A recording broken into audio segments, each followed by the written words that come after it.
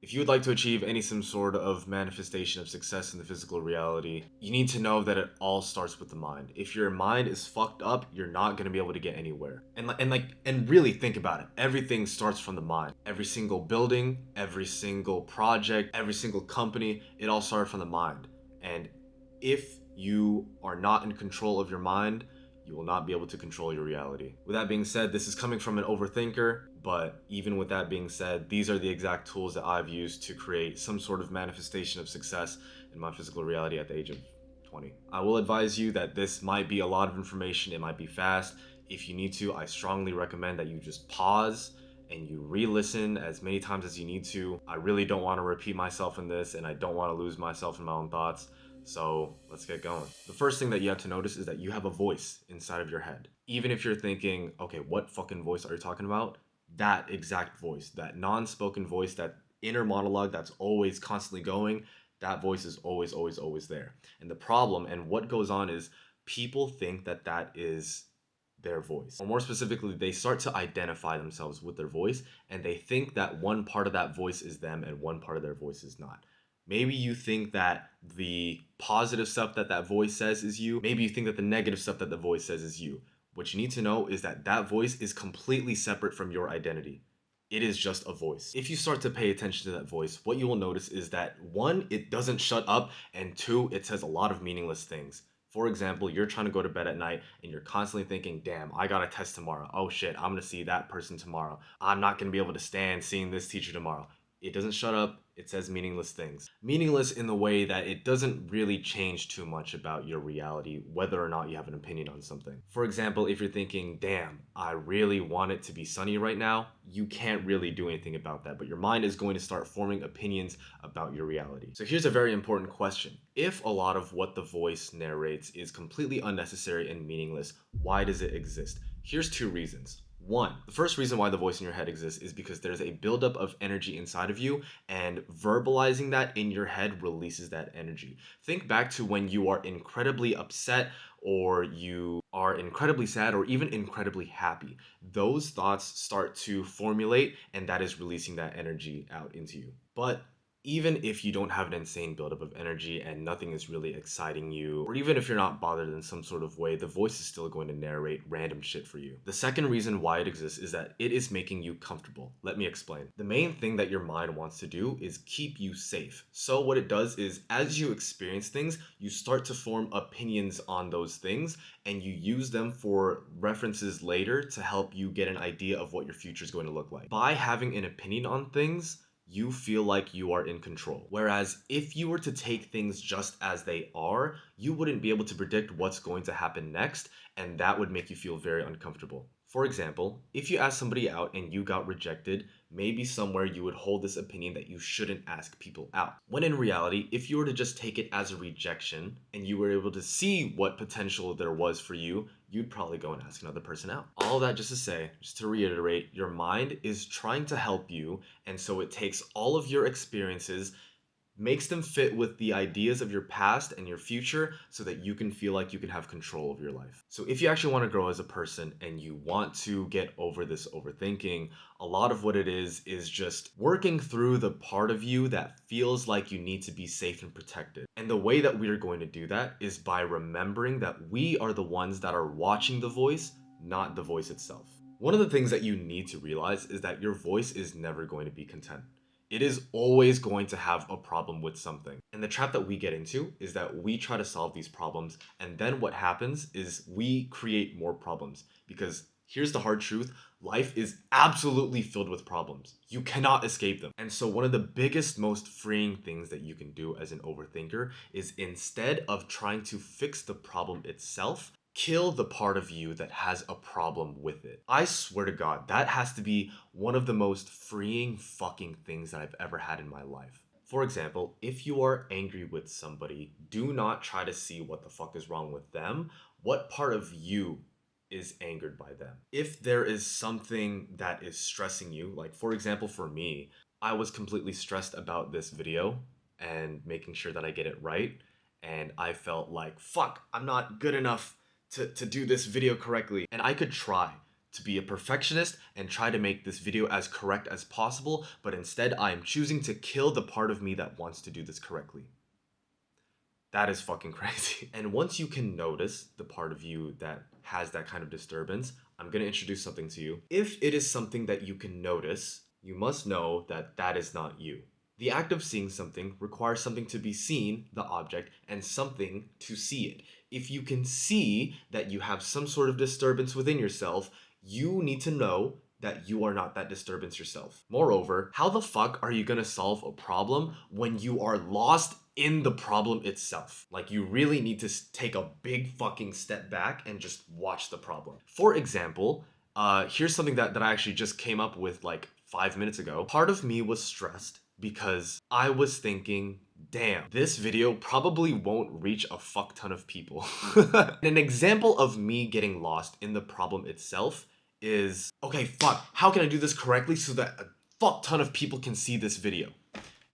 Wrong. What that means, again, is that there is a part of me who feels not okay with this not being seen to a fuck ton of people.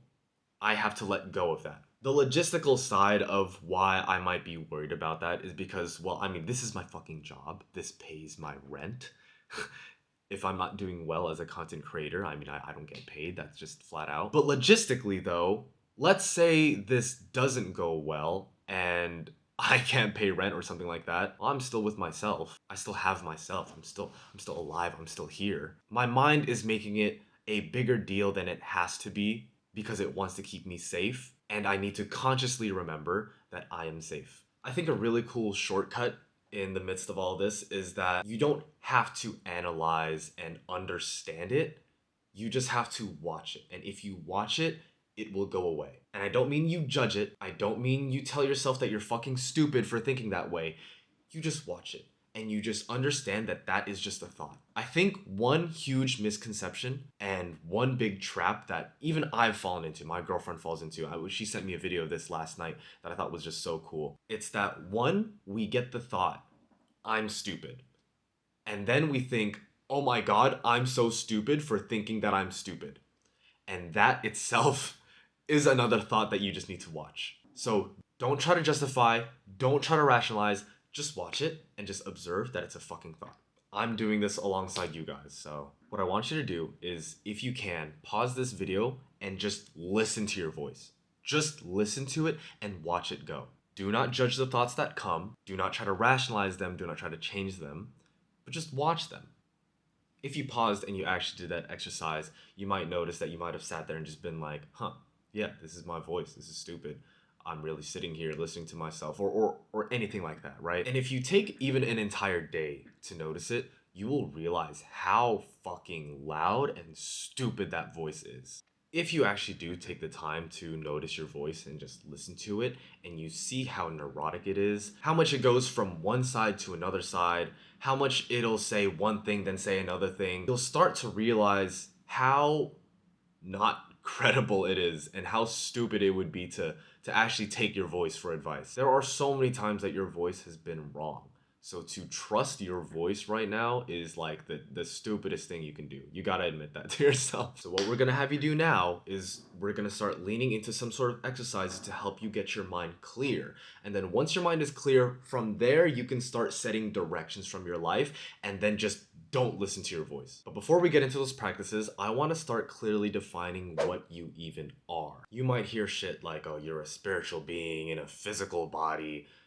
But what the fuck does that even mean? So if you're not the voice in your head, then what are you?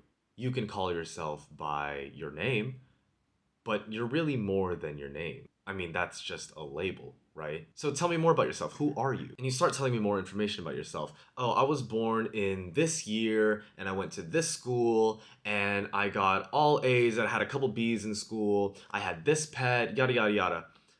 But that's not really you either. That's awesome that you described all of those experiences, but who experienced those things? Okay, maybe I'm the body that is occupying this entire space. I'm 5'9", weigh 155. That's who I am. But your body changes throughout your entire life. doesn't it? The you that was in your body when you were 3 years old, when you were 7 years old, when you were today years old, or when you are 80 years old is all the same you. And there seems to be a level of continuity from your birth up until your death. So, what exactly is that you? Now, I'm sure that you've had moments where you are feeling every single feeling on the universe, and you've probably also had feelings where you are entirely numb. You've had nights where your mind is absolutely racing and you can't sleep, and you've probably also been in complete flow states where you haven't had any thoughts at all. But who was experiencing all of that? Remember that there is a subject and object relationship with your thoughts and feelings as well. If you can see it, then that isn't you. And so you take away every single one of those experiences and you can ask yourself, okay, I'm not my body, I'm not my label, I am not my experiences, I am not my feelings, I am not my thoughts. What the fuck am I? And when you start to look deeper, you'll begin to know what is exactly experiencing your experiences. You, who is experiencing all of this, have a certain quality that is never going away, that is always there. That quality is awareness, consciousness, existence. That is you. You know that you're in there. That's not something that you have to think about. You just know. You can think about the fact that you exist, but even then, I mean, you already know. Whether or not you have thoughts, you exist. Consciousness is the very part of you that sees everything and just takes it in and just knows it. And then your mind puts a label on it, gives you a relationship with it, forms an opinion on it. But I want to try another experiment with you. In relation to awareness, I want you to place your awareness onto the palm of your hand and just notice the palm of your hand. Cool. Right. Now try to imagine a pitch dark room with nothing in it. And you can see that. You can visualize a pitch dark room with nothing in it. Now try to imagine what it's like to not be aware. You cannot do that. You cannot just turn off your awareness. Even the idea of not being aware, you are aware of that. So if you're here and you're joining my fucking cult, I need you to remember that fundamentally what you are is you are awareness that happened to be placed inside of this human body, and you are watching this human's experiences, feelings, thoughts, body, and everybody else in the comment section, me, myself, also have this awareness. And in that very way, us as awareness, everybody else in this comment section, we are all connected. We are all awareness, and we are all simply living the thoughts, feelings, and experiences of different people. And so I hope that in some way that alleviates you knowing that you are not alone. Side tangent aside, thank you so much for listening to that. Let's go back to negative thoughts and what the fuck we're supposed to do about them. First off, your negative thought patterns come up from just how you were grown up, just how you were raised. You were programmed when you were little and you were malleable, I think that's how you use the word malleable, into thinking that the world should be a certain way. I should be a good student. I should be healthy. I should be rich. I should be happy.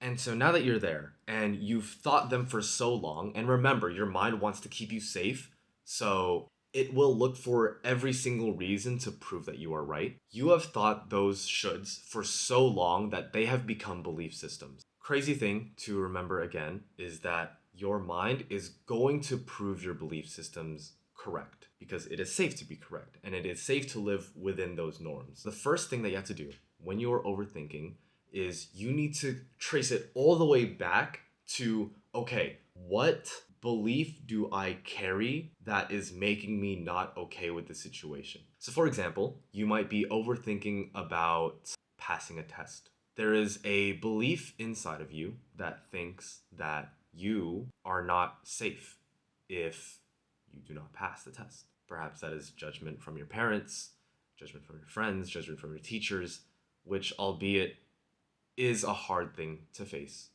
And I'm not going to invalidate that at all.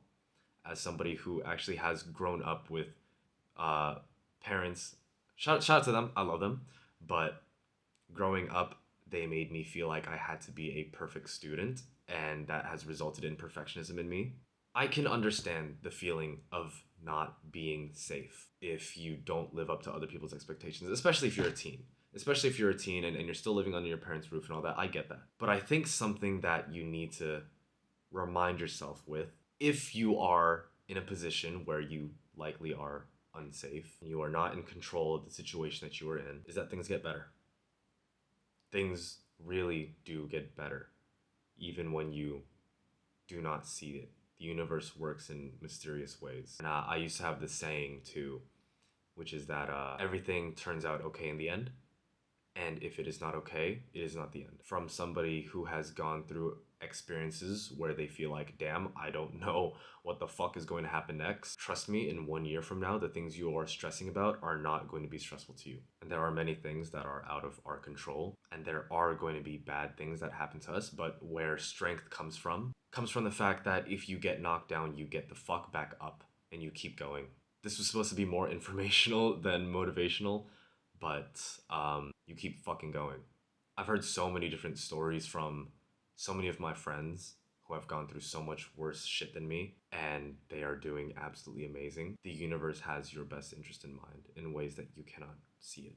Coming from someone who was fucking like cheated on 3 times and then having my best friends fucking bully me and make memes about me and shit, yo. You will go through shit. That is part of life, but things get better. But that aside, if logistically you're holding that belief system and you recognize that you are going to be safe, for example, you ask somebody out and you get rejected and you're still fucking there, what you need to do, and what I have written down, I read this in a master key system. I think the quote is something like, the price to pay for success is eternal vigilance or some shit like that. Basically, what that means is when you start to have negative thoughts, you need to watch them. You need to be aware of them. By becoming conscious of your thoughts, you will remember that you are not your thoughts, you are the watcher of them. And then from there, a really cool thing is there's 2 types of the mind. There is the subconscious mind, which is when you kind of stop thinking and you just let things go on autopilot. There's that. And then there's the conscious mind, which is responsible for logistical thinking and doing things with determination and will. Through practiced effort of the conscious mind, you can change your subconscious mind. And what that means is, applying to this situation, let's say you're asking somebody out, you hold some sort of belief that you will not be okay if you ask that person out and you get rejected. But through conscious, repetitious effort, you can prove to yourself that even if you ask that person out, even if you get rejected, you will be okay. And eventually, if you continue to be conscious of those subconscious beliefs, and you are constantly paying attention to what you are thinking, you will catch those bad thoughts and you can start feeding yourself in some good ones. One surefire way to beat negative thoughts is through gratitude. This entire day has been a lot of ups and downs for me. And I had a moment where I was really stressed because I was trying to figure out this video. And I was like, fuck it, I'm gonna go to the gym. And I could choose to be absolutely stressed, just thinking about this video the entire time and just like, oh God, I have to make this video, I have to do it right. Oh God, what if I don't make it? But the thing is remember this, right? Your mind creates these thoughts, filters, and creates a perception of your reality, which you then live in, which means that all of life is a perception. And if you can consciously shift your perception of things until they become subconscious, then that's your fucking gold. So to go back to my example, I could think, fuck, I have to do this right. What if this all goes bad? Oh my God, like, I'm not good enough. Or I could simply shift the perspective to, wow, I get to create a video and reach hundreds, if not thousands of people with a click of a couple buttons and actually help people's lives. I swear to God, I was driving on my way to the gym and the sun was just shining on me and there was good music playing and I thought, I am so grateful to be here, alive, listening to music, about to hit the gym, sun shining on my face. Life is good. Everything in life is relative. Again, when it goes back to thinking about what life should be, we only understand and have an opinion on things based off of its relevancy to something else. Everything in life is relative. These glasses are bigger than these glasses. These lenses are darker than these lenses. And so if we can compare things to the idea and possibility that things could be worse, well, suddenly your life seems pretty fucking great.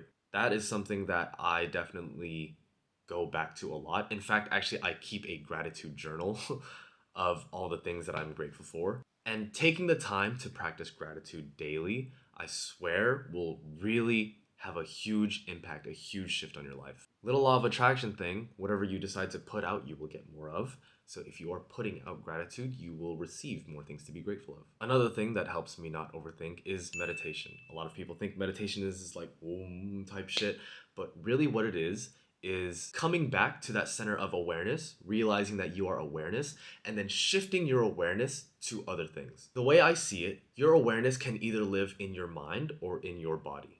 And as I said before, your mind is trying to understand the present while fitting it in with the ideas of the past and trying to predict the future all at the same time, which basically means that your mind is coming up with shit that is not real. Your perceptions are not real.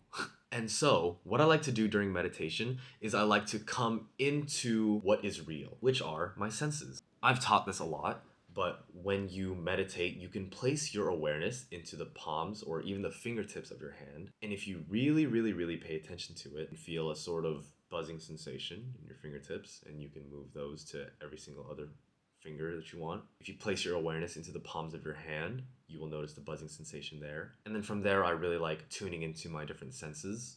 How do clothes feel on my skin? How does the sun feel on me? How does the wind feel on me? I like trying to count how many different sounds I can hear. That gets me really present. And then, of course, whatever thoughts I have, I just notice them. And I don't judge them. And if I do judge them, I don't judge myself for judging them. I just recognize them as thoughts and just let them be. And I watch myself, if you can get what I'm saying. Another thing that you can do is journal. When you start to have negative thoughts or anything like that, putting it down on a piece of paper and then like watching it will kind of help you understand that, okay, these are just thoughts and I'm just the one watching them. One thing that my friend taught me that I thought was super fucking cool, I think it's a quote from Friedrich Nietzsche, which is to never trust a thought that occurs indoors. Typically, the thoughts that we have while we're inside are very complacent and don't make much sense. So go for a walk. Go for a walk. Be in nature. Go stare at something that's far away or something. Go look at some green shit.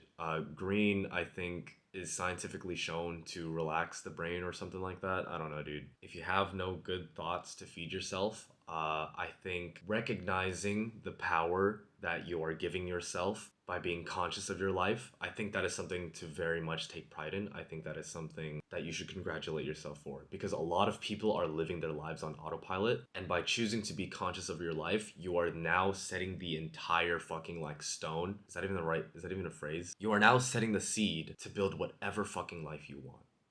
And all it takes is you just being conscious. And for what it's worth, me, everybody else in this comment section, and you, I hope you know that the pain that you feel and the overthinking you feel is not personal, and that it isn't just something that belongs to you. This is a universal thing that everybody can go through, especially the ones that are here on this video. Overthinking is like a cloud or like a fog that just passes through us, and you are not alone in that. Take refuge in that. Oh, and you know what else? Hey, if you're this far, again, thank you so much. And if you are going to be part of this cult of people who are trying to be better, um, get the fuck off of your phone. Like, I'm so serious. Get the fuck off of your phone. All of social media and electronics and all that shit is constantly trying to grab a hold of your attention and feed you with negative shit so that you can be easily controlled. Uh-uh. Uh-uh. Be super conscious of what you are watching, what you are consuming, and be conscious of your thoughts. If you are here and you want to learn a little bit more about this, The Untethered Soul by Michael A. Singer, I highlighted that, I think, in my Cold Showers video. Amazing book. And yeah, I don't know. Say potato or something in the comments if you're still watching this and you are a part of this cult. Help me think of like a name or something. I'm thinking like New Earth has always been in my mind. I think we're really going to start to see the split in people who are living out of fear and who are living out of love. And I hope that everybody who is watching this video can start their path on living their life out of love. So, thanks, guys. Peace! Bah!